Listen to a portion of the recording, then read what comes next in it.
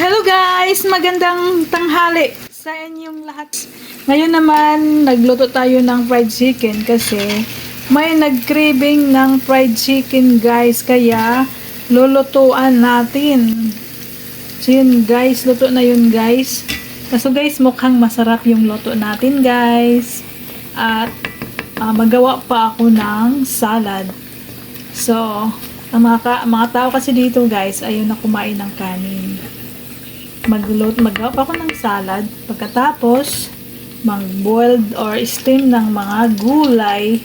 So, yun guys, ang ating manok. Guys, ito ang ating manok. Sino ang bumili ng manok? Masarap siya guys. So, may secret recipe of my fried chicken. Kaya nagustuhan nila dahil masarap daw. So, yun guys, nakatapos din tayo pagluto. Kaya hanggang dito lang po tayo guys. Kasi nag-craving at gusto na nilang kumain. Maraming salamat po sa inyong lahat. Bye bye!